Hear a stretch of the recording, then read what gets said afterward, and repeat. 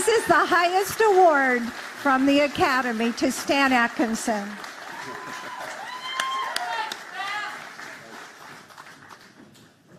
Thank you, Joycey.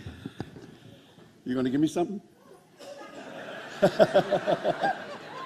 Keith, you're beautiful. Not as beautiful as her, but I'll be happy to take it from you too. Thank you. You know, this is really a big boy Emmy. You got the big one compared to what they used to be. Yeah, I'm not complaining. It was wonderful to have them in the 1980s, but they were a little more meager than they are today. So, congratulations to all the winners tonight.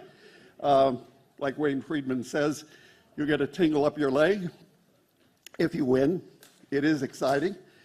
And then lots of luck, because it's back to the grind on Monday. But enjoy it as long as you can. About that kid that was up there, he was 19. It was 1951. The station was KRSN in Los Alamos, New Mexico. Little did he know what he was in for, but he was in for 46 years of the most exciting time any person could ever have. Not just to be in the business, not just to be doing news, but because everything for us from the 50s onward was brand new, because television was still new. There were lots of people who in the 50s weren't sure they could ever watch television because they couldn't afford a TV set. They were so expensive. I remember in the Army in the 50s going to one person's house in the block that had television on that we could watch on Saturday nights. But we grew into something that we learned to be very proud of. And I was, God, fortunate to work for stations that really made a commitment to news. The Kellys, Gene, Bob, John, and Channel 13, KOVR, and working for the great Jim Sanders. Those were primo experiences for a news person to have.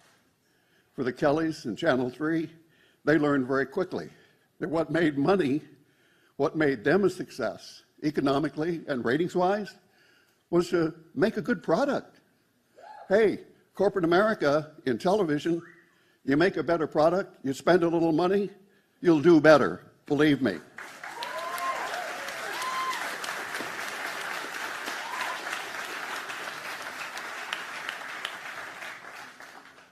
The Kellys could be very valuable giving those lessons today. It's funny when we talk now, those of us who haven't fallen into the ooze yet because we're so old, but when we talk and we look back on that time, we had no damn idea that we were as good and that it was good. What we were doing was as good as it was. And it was because we were given our head by the people we worked for, the people who signed the checks, the people who gave us the impetus to go out and do, hey, maybe a minute 30, not 20, not 25, not having to fight for 35, but a minute 20. If the story held up, if it had a beginning and a middle and end, and told the story, it was valuable, sell it to the desk and do it.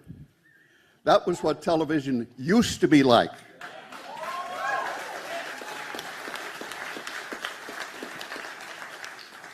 Those of us alumni now, we understand how blessed we were. And we truly were. In many ways, for one thing, the people I worked with, I was always part of a fabulous team. Producers, writers, editors, shooters. People who would go to godforsaken places with me who would either likely get shot or maybe get held up and robbed or kidnapped.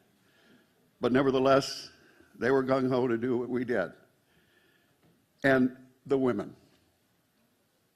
Along came in the 70s this idea, the 80s, that maybe television news would look better if the anchor teams looked like an older man and his second wife.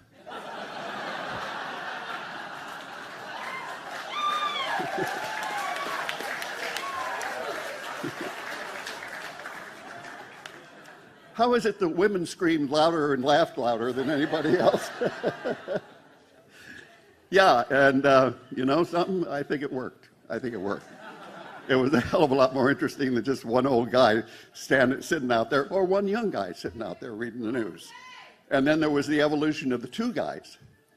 But then that went by the boards. Actually, Fred Lacoste and I were almost your lovely anchor team at Cron in the 80s, the early 80s. And along at that time came the evolution of the newsroom consultants. We called them insultants.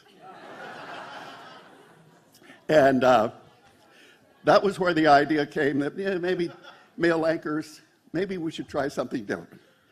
Although I would have loved to work with Fred, and we would have had a good time, and I think we'd done a good product. We moved on, and I was blessed to work with Ann Clark at KFTY, Channel 50, Marsha Brandwin at KTVU, Channel 2, Murray Richardson, Kaidi Tong, Susan Gregory, who's here tonight. Love you, babe. Margaret Pelly, Carol Bland, all at Channel 3, and then Jennifer Whitney at KOVR 13. And in the weather department, I worked with Betty Vasquez and Shelley Monahan at Channel 3. And actually, yes, her first job in television, Kelly Lang at KNBC, Channel 4, doing the weather on the weekend on my newscast with Danny Villanueva doing sports. Thank you to all of them. You always made me look better. You always made me better because you were good journalists yourself. One TV wonk said, Stan's the steak, and the ladies he has worked with, they're the sizzle. God bless that sizzle, because it made life exciting. It made wonderful, wonderful television, I think, for those who enjoyed it. So let me say in passing, this is because I will pass, and I can tell it's more than nap time for many of you. I truly thank the Academy for this. This came out of the blue. I had no clue. I had no even understanding or even suggestion in my head that this would happen. But thank you for making it happen.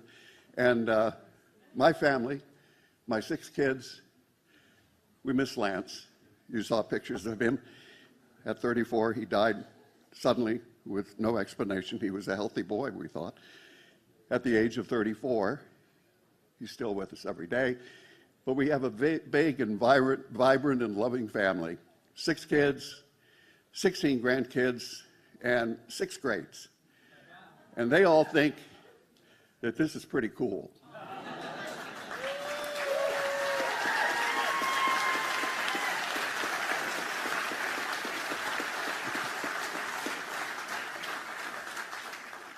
That may be the best part of this whole thing for me, because now they think the old dude is okay. From this old dude. Thank you all very much.